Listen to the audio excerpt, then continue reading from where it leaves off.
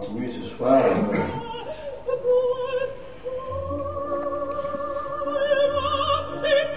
On va essayer de parler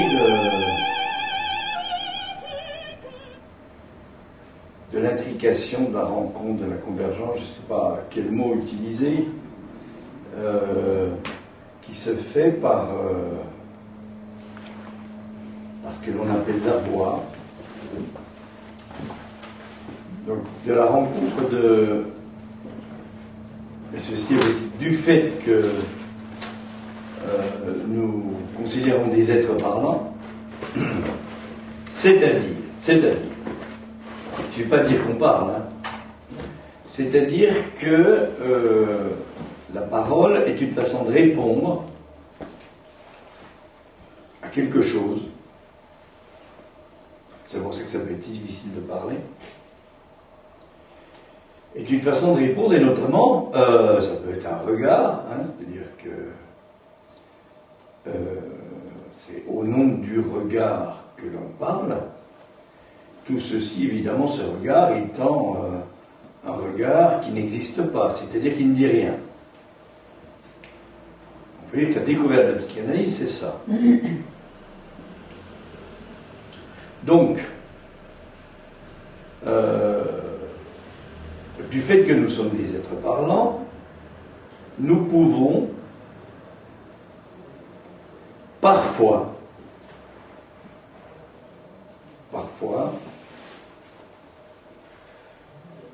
c'est-à-dire que habituellement ça n'est pas le cas, tout simplement.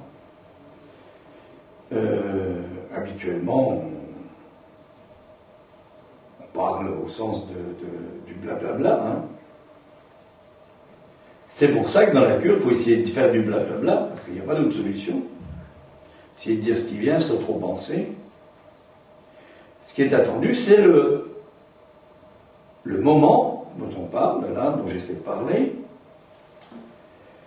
à savoir que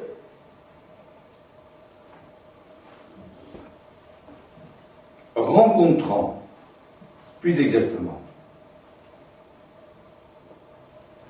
n'ayant plus dans les oreilles, au sens métaphorique, hein, parce que c'est pas de la physiologie, hein, n'ayant plus dans les oreilles un cérumen extraordinaire qui nous empêche d'entendre, on écoute mais on n'entend pas,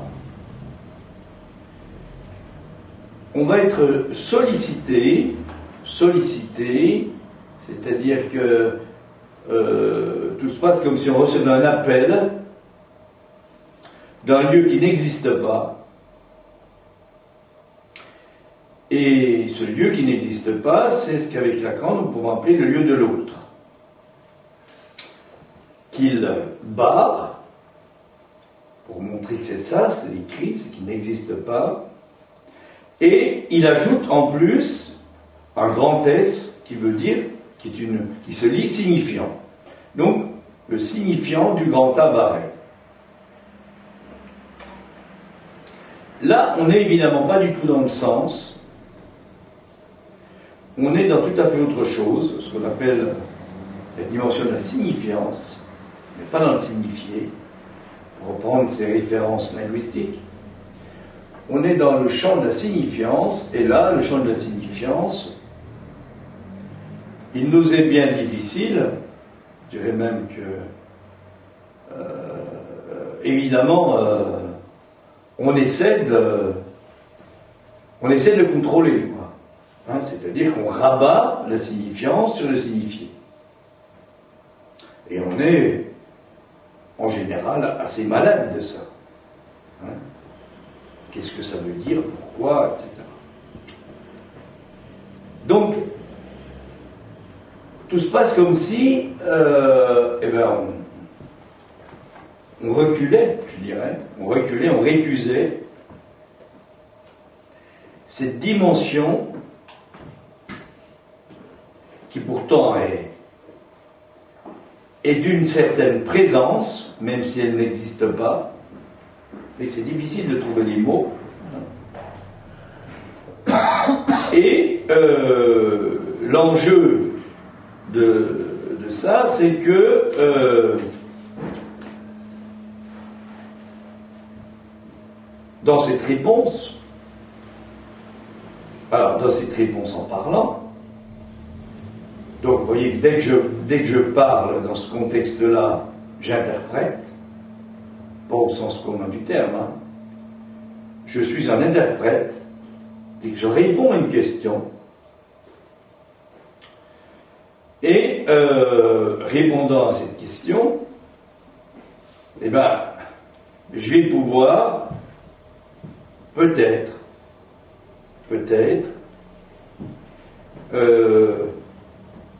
faire un pas, en quelque sorte.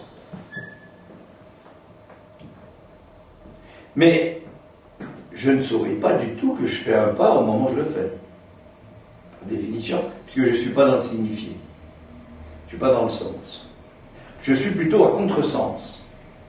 Mais pas au sens, dès qu'on dit contresens, on pense, ça y est, on sait que c'est... Bon, non, pas dans le sens habituel, ça veut pas dire que c'est un contresens, c'est-à-dire qu'on est contre, tout à fait, avec toute l'ambiguïté de ce mot, et notamment la référence au fait d'être proche de quelque chose. Et alors, évidemment, la question qu'on peut se poser, c'est pourquoi, quand même, il en est ainsi. Plus exactement, qu'est-ce qui fait que, qu'on le sache ou non, c'est comme ça que ça, je dirais que ça fonctionne. Ça ne veut pas dire évidemment que c'est comme ça que c'est dit habituellement. Alors, ça fonctionne comme ça, pourquoi? Parce que, et ça c'est je dis que c'est indémontrable, hein? On peut le montrer, c'est ce que j'essaie de faire, mais non pas le démontrer.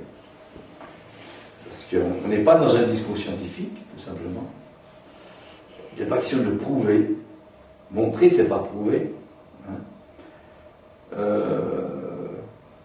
C'est quelque chose qui rend compte du fait que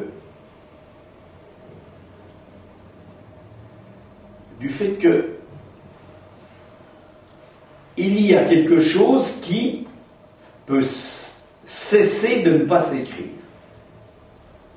Peut cesser de ne pas s'écrire. J'ai beaucoup parlé de ça habituellement. On est dans un discours qui ne cesse pas de s'écrire. Et on peut y rester dans la mesure où on est à distance de ce qui ne cesse pas de ne pas s'écrire. Je m'appelle l'impossible. C'est les catégories dont parle Lacan, ça. Et toute la question est d'accéder à ce qui cesse de ne pas s'écrire. Pour que, évidemment, advienne, ça c'est la contingence, hein, pour qu'advienne quelque chose qui cesse de s'écrire. Et vous voyez, suivant quand je parle, suivant l'accent tonique que je mets, les silences que je mets, j'ouvre ou pas des portes. Simplement dans cette formulation, ce qui ne cesse pas de ne pas s'écrire, ce qui cesse de ne pas s'écrire, hein, ce qui ne cesse pas de s'écrire, ce qui cesse de s'écrire. Et c'est ça l'enjeu.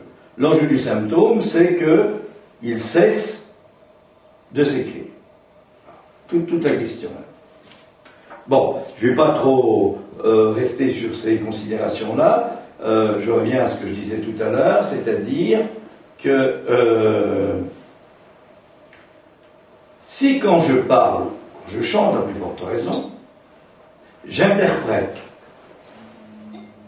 et vous voyez le culot que j'ai de dire ça, ou qu'on a quand on dit ça, c'est que on interprète, c'est-à-dire qu'on fait une réponse, c'est notre responsabilité, c'est le même mot, notre réponse, on fait réponse à une question, celle de quelque chose dont nous sommes radicalement séparés, auquel nous n'avons pratiquement pas accès. Et pourquoi il en est ainsi? Tout simplement parce que ce quelque chose est lié à la dimension du langage. Alors, je vais redire un mot là-dessus, c'est-à-dire que, et le langage, évidemment, c'est pas la parlotte. Hein? C'est ce qui fait que le langage, par exemple, un exemple du langage dont je parle, parce que là, quand on fait la langue en un seul mot, L-A-L-A-N-G-U-E, hein, bien on dit que c'est pas la langue habituellement. C'est toute, par exemple, l'homophonie, c'est-à-dire que, par exemple, deux, que c'est écrit D'(UX) ou DEX. Et quand je dis deux, je parle de quoi? A priori, je ne sais pas. Après, peut-être que j'en saurai un petit peu, mais c'est même pas sûr. C'est ça la dimension du langage. La dimension du langage en tant qu'elle présentifie cette présence de la signifiance. Alors, vous voyez que c'est quasiment de la musique, puisque le son, l'homophonie, le son est identique, l'écriture est différente, et donc ça nous porte à penser que l'important, c'est ce qui s'entend. Et que quand je dis deux, par exemple, ou peu, est-ce que j'écris, quand je dis peu, est-ce que je dis il peut, hein, ou peu s'en faut, ou encore beaucoup d'autres expressions, hein, vous voyez qu'il y a le même son, il y a la même, c'est une homophonie, hein, c'est le même son, et pourtant, ce son peut être ouvert à beaucoup de sens, voire même à la limite à tous les sens possibles. Et c'est là que se joue, ou que peut se jouer quelque chose, de l'ordre de la signifiance, et c'est là que, on pourrait dire, depuis les stoïciens, hein, c'est pas d'aujourd'hui, hein, c'est plusieurs siècles avant Jésus-Christ, on peut parler de ce distinguo, du signans et du signatum, donc du signifiant et du signifié, même si c'est pas tout à fait ça, mais au moins ils avaient bien repéré cette différence, et du fait que le corps, dès que je parle, le corps est lié à la dimension du symbolique. Alors, il faut ces éléments-là pour un petit peu aborder ce que j'ai déjà dit et puis ce que je voudrais dire à nouveau aujourd'hui, c'est-à-dire pour aborder ce qui peut s'entendre, c'est-à-dire ce qui dépasse, on va dire, la dimension acoustique, auditive, et qui est ce que l'on appelle l'objet petit a comme voix, la voix comme objet petit a, c'est-à-dire comme objet cause du désir, et non pas comme objet sonore. Objet sonore, la voix qui est habituellement révélée comme telle, et que les scientifiques peuvent tout à fait étudier de façon tout à fait importante. Alors, à nouveau, on retombe sur une sorte de division, de tiraillement, de tension. Hein, entendre, c'est quelque chose de l'ordre de la tension. Entendre. Hein, c'est pas quelque chose qui est simple. Hein. Si on, comme le dit la langue, hein, bien sûr, hein, si on sort de l'ordinaire dans laquelle on rentre habituellement, qui est celle de la compréhension, on mélange entendre, écouter, etc., enfin, tout ça. Hein, dans cette tension, vous voyez que d'emblée, il apparaît l'importance de ce qui peut porter cette tension, et donc, on va dire, la musique. Hein, la musique est quelque chose qui, par le biais du son, fait entendre une certaine tension entre des notes différentes. C'est par exemple la question c'est comme ça que va apparaître la dimension de l'accord. Alors, la voix dont on essaie de s'approcher, c'est bien sûr la voix de celui qui parle, comme je parle actuellement, mais dans la voix de celui qui parle, ça c'est l'interrogation du séminaire de cette année, hein, c'est-à-dire que le destin, on pourrait dire, la force du destin, ce qui n'est pas dit comme ça dans le titre, c'est la force du destin d'une voix.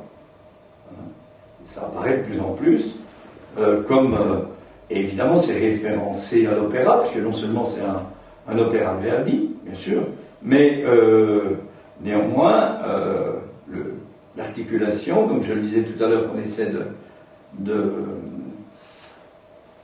justement de mettre en tension, hein, c'est l'articulation entre le drame qui est dans la voix de quelqu'un qui parle et le drame qui est dans la voix de quelqu'un qui chante à l'opéra. Puisque l'évolution de l'opéra, depuis la fin de la Renaissance, où il apparaît, un mercredi dernier, j'ai parlé de l'Orfeo de Bardi, alors que c'est l'Orfeo de Peri, le premier opéra, qui est en fait une sorte de déclamation chantée en 1600. C'est surtout Monteverdi, hein, en 1605-6, avec effectivement l'Orphée, qui est une sorte de rencontre de toutes sortes de choses qui étaient là présentes. Il a fallu un compositeur, c'est Monteverdi. Florence. Florence, c'est donc l'opéra de Peri. Hein. Monteverdi, il est à Mantoue à ce moment-là, puis après il va partir à Venise, puisqu'il est nommé responsable de tout ce qui peut tourner autour du chant et de l'opéra. Bon, là on est au début du XVIIe, hein, et progressivement les choses vont se développer. Mais on aura l'occasion d'y revenir, j'y reviens assez souvent, et je pense qu'il ne faut pas trop insister sur un point au même moment, mais ce que je voulais seulement dire, c'est que ce qui parcourt comme ça l'écriture vocale, puisque c'est ça, l'opéra, c'est une écriture vocale, hein, et puis, donc il faut bien cette écriture vocale, évidemment, mais il faut aussi quelque chose qui est ce qu'on appelle la réalisation de l'opéra, en tant que tel, hein, sur la scène de l'opéra, pour qu'il y ait opéra. Eh bien, il y a quelque chose comme ça qui va traverser. Alors ce qui est important, c'est de remarquer que c'est qu'en même temps, on est dans le développement du discours scientifique, qui commence avec les Lumières, hein, 17e siècle, début 17e, apparaît Descartes, hein, c'est le moment-là, et on va aller de plus en plus dans un discours rationnel, logique.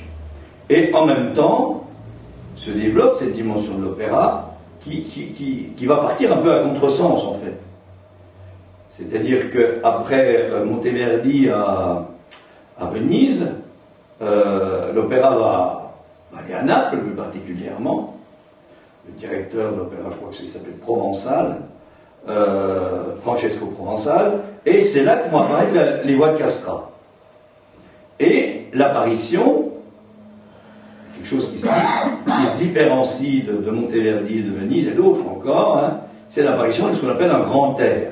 Le souvenir que vous avez des castrats, c'est ça, c'est-à-dire que sur un opéra que chantent les castrats, il y a à plusieurs reprises, même essentiellement ça, des grands airs qui sont chantés par, ce qu'on va appeler des arias, qui sont chantés par des castrats. Donc il y a quelque chose qui va se développer, et puis, on pourrait dire que, pratiquement jusqu'à Mozart, il apparaît dans la deuxième partie du XVIIIe siècle. Hein. En gros, il meurt un peu après la déclaration, pour situer un peu les choses comme ça, même si ça me vient comme ça, mais il doit y avoir un lien de la Révolution française. Hein. Il meurt, je crois que c'est en 1791, quelque chose comme ça. Hein. Il fait véritablement une révolution, mais pas la même. Hein. Il fait une révolution au sens où il va recevoir tout ce qui a déjà été mis en place. Je parle de Mozart dans les opéras, hein, et je ne parle pas de Mozart dans la musique symphonique, hein, dans tout ce qu'il a écrit par ailleurs, hein, dans les opéras, même s'il y aura une articulation à faire, mais je ne suis pas là pour faire un cours là-dessus. Hein. Eh bien, Mozart va donc, en quelque sorte, être le récepteur de quelque chose qui existait. C'est comme a fait Monteverdi, mais à un autre niveau. Et puis, il va émettre à nouveau quelque chose d'autre. C'est-à-dire qu'il y a l'art lyrique ne serait pas celui qu'on connaît, nous, maintenant, si Mozart n'avait pas été là. Ce serait autre chose. Je ne sais pas ce que ce serait. Il y en aurait un, évidemment, puisqu'il y en avait un qui était en place. C'est autre chose. Et notamment, Mozart écrit des opéras qui ne sont pas chantés par des castrats. Il y en a, mais il y en a beaucoup qui ne sont pas chantés par des castrats, c'est qu'apparaissent avec Mozart les voix d'hommes et les voix de femmes. Donc c'est quelque chose qui est important à souligner.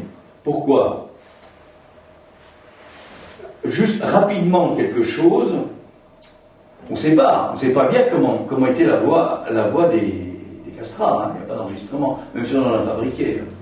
C'est pas grand-chose, peut-être un quand même, mais on a bien l'impression que sur le plan de la technique vocale, et Dieu sait s'ils avaient une respiration assez grande, s'ils avaient une tessiture assez développée, hein, on a bien l'impression quand même que l'émission du son ne sortait pas tellement de la bouche. Ça restait dans l'arrière-bouche. Alors, on a l'impression, hein, on ne peut pas en être sûr. Je me fie pour dire ça sur quoi? Sur ce qui peut s'entendre quand on entend actuellement des voix qui sont évidemment pas des castrats, mais dont on se rapproche, qui sont les voix de haute contre. Hein, on voit bien que ça reste. Le son, il est fabriqué en arrière de la bouche, et il reste dans la bouche, évidemment, il sort quand même, hein, mais c'est pas du tout le même son. C'est autre chose. Ce qui fait qu'on peut faire des roucoulades, des vocalises assez extraordinaires. C'est ce qu'on appelle toute la dimension du bel canto, va démarrer comme ça, hein, de l'art lyrique. Et puis après, progressivement, 18e, on arrive donc à la fin du 18e avec Mozart, et au début du 19e, il y a un changement. On passe des opéras comme ça, qui s'appellent les opéras seria, qui mettent en scène des figures mythologiques. Par exemple, pensez à Gluck, par exemple, hein. J'ai perdu mon Eurydice, etc. Orphée de Gluck, etc. Hein. Et on arrive à un autre genre, qu'on appelait l'opéra buffa, l'opéra bouffe, où progressivement, on laisse tomber les figures mythologiques et apparaissent donc les voix, et les castrats vont progressivement ne plus être présents, évidemment. On peut l'expliquer de beaucoup de façons, mais je ne suis pas là pour ça. Ce que je constate, c'est plutôt l'évolution des choses. Et apparaissent donc les voix d'hommes et les voix de femmes, et ceci, et Mozart y a beaucoup contribué, Mozart a permis de différencier tel type de voix d'homme, tel type de voix de femme, et déjà, par exemple, dans les voix de ténor, il y a déjà différents types de ténors. C'est-à-dire que progressivement apparaît une classification des voix qui sont liées à quoi? Alors, apparemment, c'est la hauteur, c'est-à-dire le registre, mais aussi la dimension du timbre. Alors, et puis l'opéra, au 19e, progressivement, alors si on prend les noms assez connus, hein, vous avez Wagner en Allemagne, il y avait Gluck avant, Wagner, il y a aussi Karl Maria von Weber en Allemagne, hein, c'est un peu avant ça aussi. En France, on a essentiellement quelqu'un qui s'appelle Meyerbeer, hein, qui n'est pas très connu, hein, pas très connu. Il a écrit un opéra qui s'appelle Les Huguenots. Hein. Et en Italie, par contre, vous connaissez ça, hein, Bellini, la Norma, Rossini, vous connaissez ça, hein, le Barbier de Séville, et puis Donizetti, les Ici la mort, etc. Donc il y a tout ça qui se développe, et puis il y a quelqu'un qui va apparaître en Italie, c'est Verdi, qui va un peu hériter un peu, à nouveau, un peu comme Mozart, hériter de tout ça, et qui est, lui, très intéressé par les voix. Même manifestement, évidemment, tous ils sont intéressés par les voix. Pourquoi? Parce que quand ils écrivent un opéra, ils pensent à telle ou telle personne qui va le chanter. Donc ils écrivent, on pourrait dire, pour quelqu'un, hein, qui va le chanter, notamment pour une soprane, et pour un ténor, par exemple, et apparaît de plus en plus l'importance de la dimension dramatique dans l'opéra, hein, et ceci va culminer, notamment en Italie, dans un courant qu'on va appeler le vérisme, qui est, on va dire, le naturalisme qu'on trouve en peinture, Monet, enfin tout ça, hein, Manet, Monet, etc., qui vont mettre en jeu quelque chose qui est, alors c'est là qu'on en arrive, c'est quand même étrange, la psychanalyse arrive juste à ce moment-là, à la fin du 19e, hein, avec Freud, on en arrive au fait que sont mises en scène des êtres humains, des êtres parlants, et non plus des dieux, comme c'était au début. Et ce qu'il faut comprendre, si on va un petit peu comprendre les choses, c'est que pendant tout ce temps-là, il y a le développement du discours scientifique qui se développe. Hein. Et en fait, on peut se poser la question suivante. Dans quelle mesure, alors quand je dis discours scientifique, je vais très loin, parce que je parle de discours, je ne parle pas de données, hein, je ne parle pas des progrès, du progrès scientifique, hein, mais c'est une façon de penser, les dieux. On est tous pris là-dedans, c'est une façon de penser. Hein. Le discours scientifique, c'est un discours logique, le discours, quand je parle de discours, je me réfère à Lacan, c'est-à-dire ce qui fait lien social entre deux êtres parlants, c'est ça le discours, hein. C'est pas faire un discours, hein, en lisant un truc en plus. Hein. Bon. C'est pas du tout ça qui est en jeu, hein. C'est le lien social entre deux êtres parlants, et ce lien social va progressivement être de plus en plus calqué sur la rationalité. Et c'est sans doute pour ça que, oui, d'un autre côté, du côté de l'opéra, apparaît autre chose, le fait que c'est des hommes en chair et des femmes en chair et en os qui vont progressivement être l'enjeu des situations dramatiques.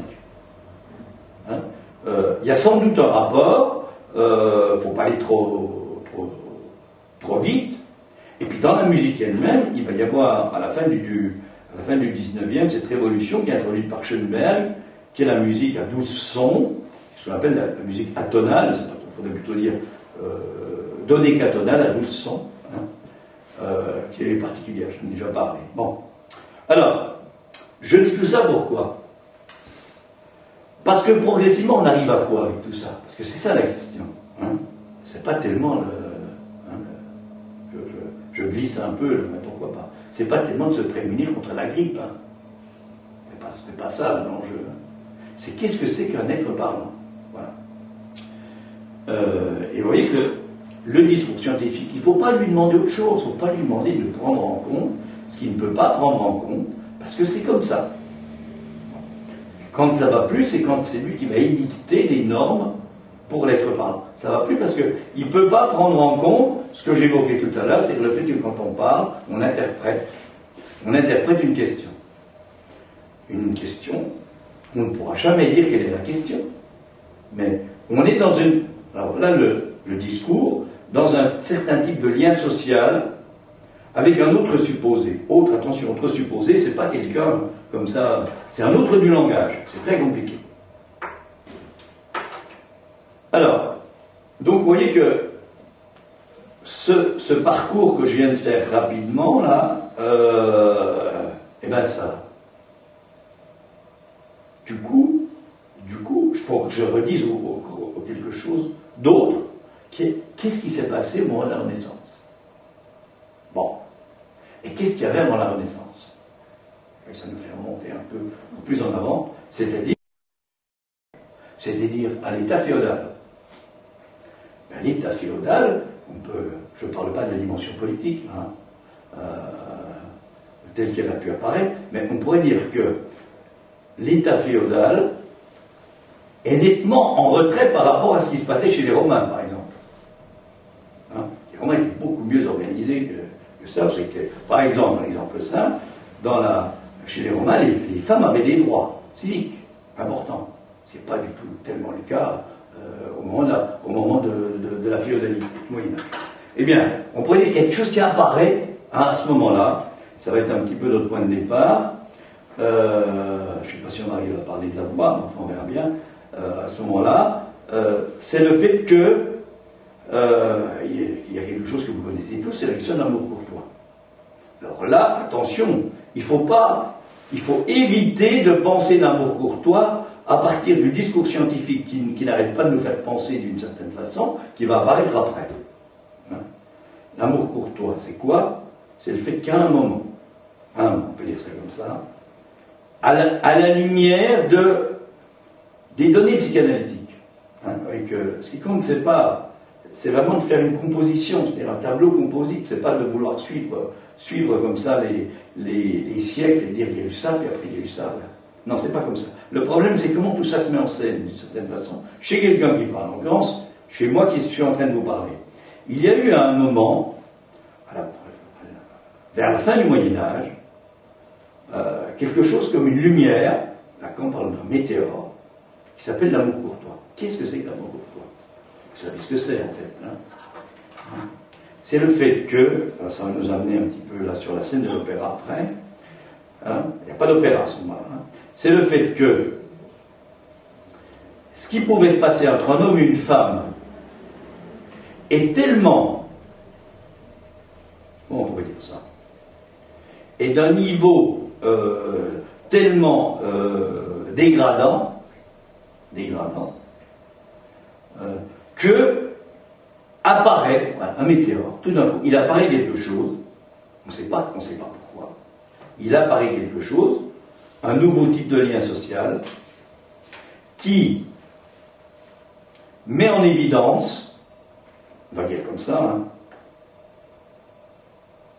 que l'être parlant, qui est sous la bannière homme, on va dire le semblant d'homme et le semblant de femme, hein, peuvent être dans un lien social autrement que ce qui est habituellement connu. Que ce soit l'homme ou la femme qui domine, ça ne change rien, hein, c'est toujours le même lien social. Hein. C'est-à-dire qu'il apparaît à ce moment-là, ce qu'on pourrait dire une découverte de la psychanalyse, oui, des siècles après, si on reprend les choses comme ça, c'est effectivement d'instituer une chose extraordinaire que Lacan va pouvoir énoncer, un dire chez l'être parlant, à savoir cette chose extraordinaire qui est la suivante: il n'y a pas de rapport sexuel entre un homme et une femme. Il peut y avoir des actes sexuels, il n'y a pas de rapport sexuel. Qu'est-ce que ça veut dire? Ça veut dire que s'il pouvait y avoir un rapport sexuel, au sens du lien social, hein,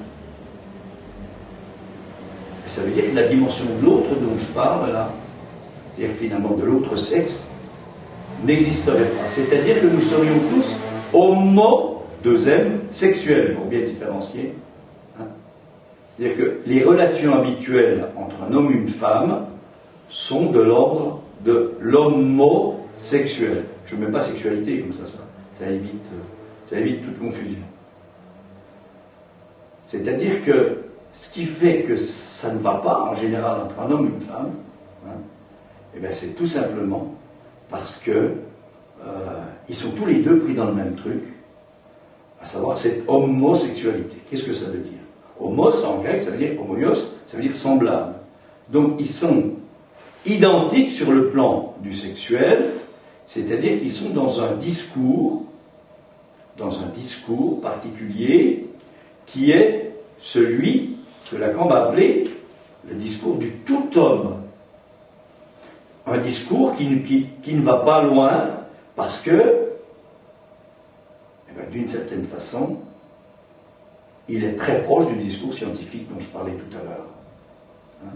Alors, si on se met à mettre certains mots là-dessus, immédiatement, parce qu'on est fait comme ça, on comprend. Hein? Mais ce que je veux dire par là, c'est qu'il y a un autre discours que Lacan va nommer le discours analytique, où il est pas question de prendre parti pour les hommes ou pour les femmes. Ça, parce que dès qu'on prend parti, de toute façon, on bascule dans l'homosexuel, dans les discours totalitaires, dans les discours du tout homme, qu'on soit homme ou femme, ne change rien. C'est pas un mot qui a un pouvoir comme ça de changer le monde. Non, c'est pas ça qui change le monde. C'est pas le sens, c'est pas le signifié, c'est pas l'anatomie. C'est pas l'anatomie qui change le monde, sauf pour la dimension du fantasme. Hein. Ce qui veut dire que, effectivement, je peux me contredire, c'est-à-dire je peux dire qu'effectivement, l'anatomie change le monde, bien sûr, hein, d'une certaine façon.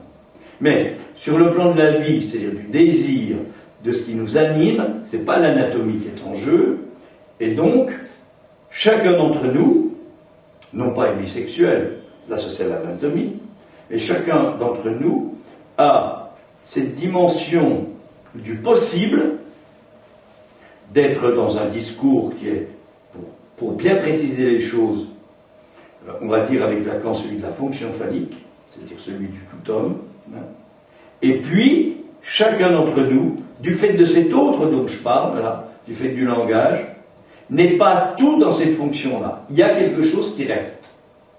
Et c'est ça que Lacan a nommé la dimension du féminin. Chez tout être parlant, tout être. Freud n'a pas vu ça. Freud, il s'est agenouillé devant une question qui pose comme ça, que veut la femme? Là, il n'a pas dépassé ça. Il en a tellement dit avant, mais il s'est arrêté là. Il s'est arrêté là-dessus. Que veut la femme? Mais c'est évidemment à entendre autrement que une femme bien précise. C'est toujours à entendre en termes de discours. Donc, il y a eu, à un moment, il y avait de la musique, c'était les troubadours. Mais c'était pas très élaboré, la musique, à ce moment-là. Oui, il y a la musique qui est présente à partir du moment où quelque chose apparaît. Et ce qui va apparaître après, à la fin du XVIe, donc au début du XVIIe, quand apparaît l'opéra, c'est le fait qu'un certain nombre de connaisseurs, il y a le père de Galilée, ça se passe à Florence, il y a des chanteurs, il y a Péry, et puis il y a une femme, je n'ai pas son nom non plus, et puis il y a aussi des mécènes, puis il y a Bardi, le comte Bardi, qui fait ce qu'on appelle un petit peu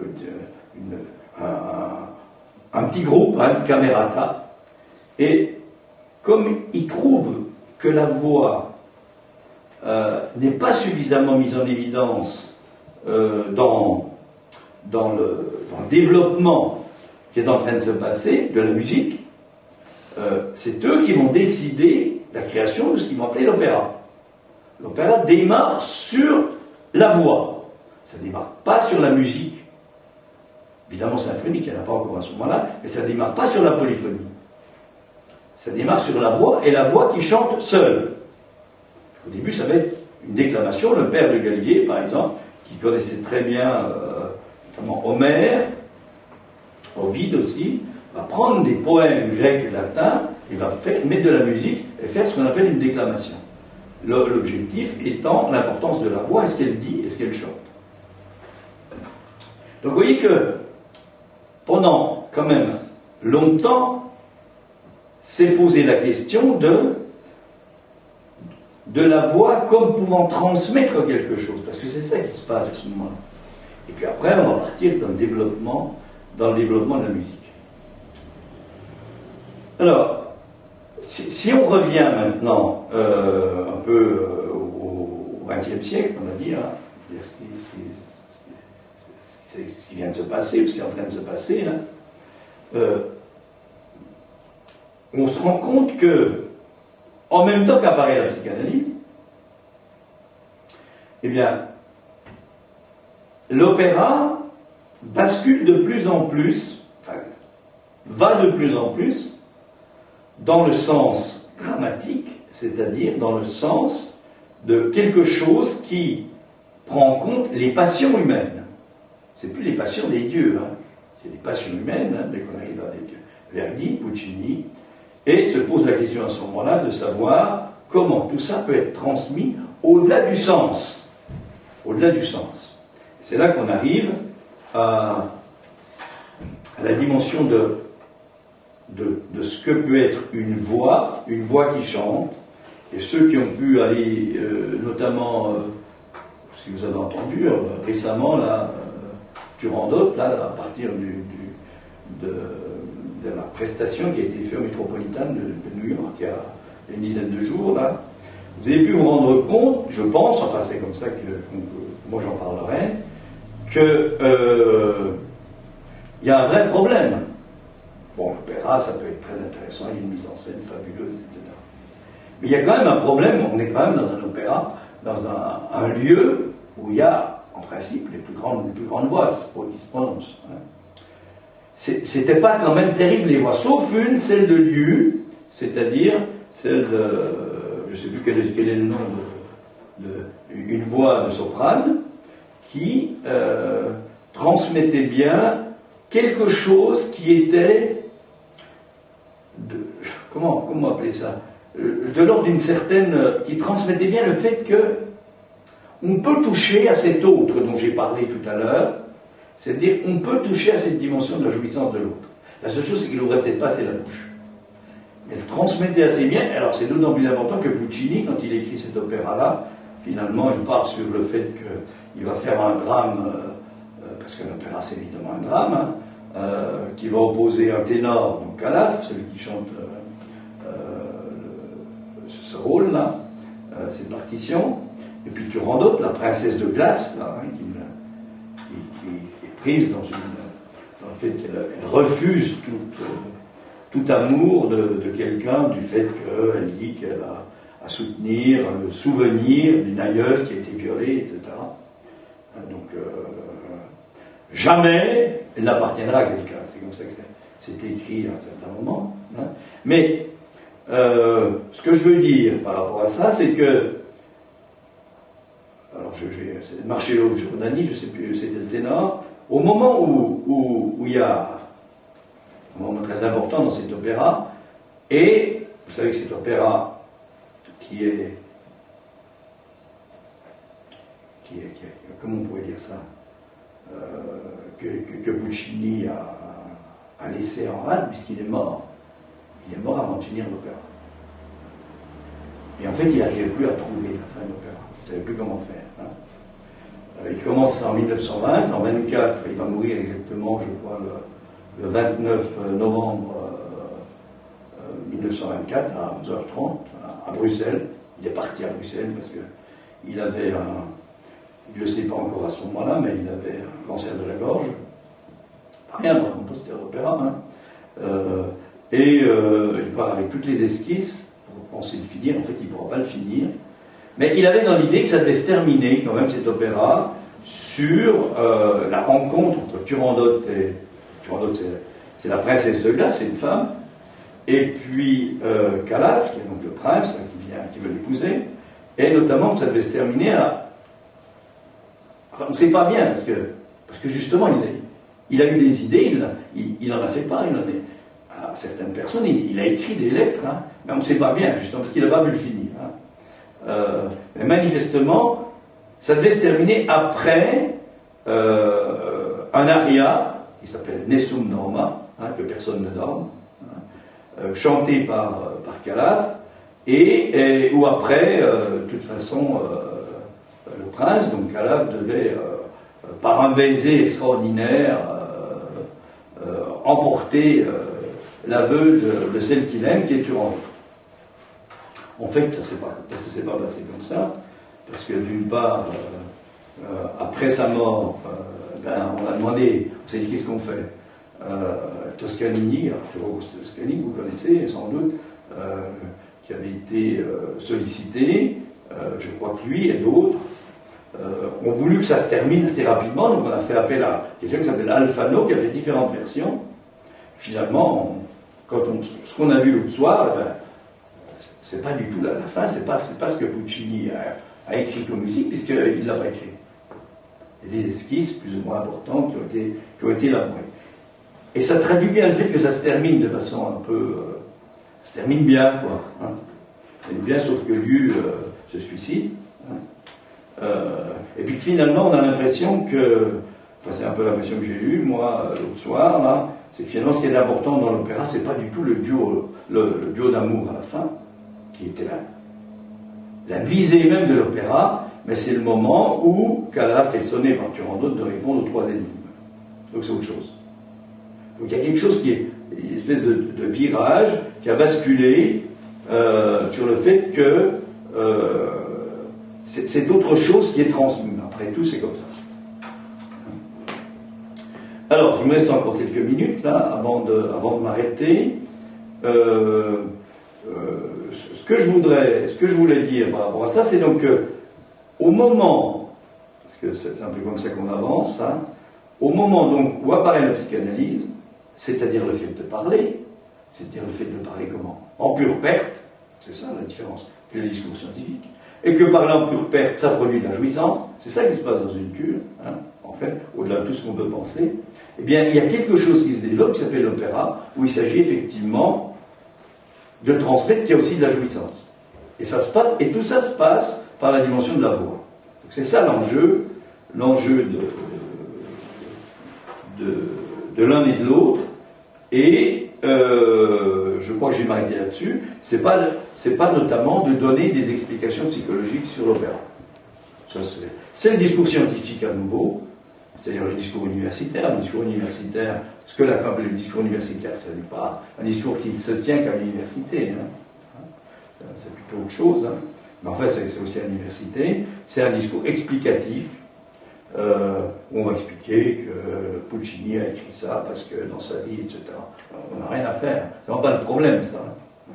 Le problème, c'est même pas l'histoire elle-même, c'est-à-dire l'histoire qui est racontée sur le livret, c'est qu'est-ce qui se passe, qu'est-ce qui est transmis à quelqu'un qui va à l'opéra dans ce qu'il entend. Et logiquement, ça doit être pour chacun de façon particulière. Pourquoi? Parce que pour chacun d'entre nous, il existe ce qu'on appelle le particulier de la langue. Le particulier de la langue, c'est la dimension du signifiant. Voilà, je m'arrête là.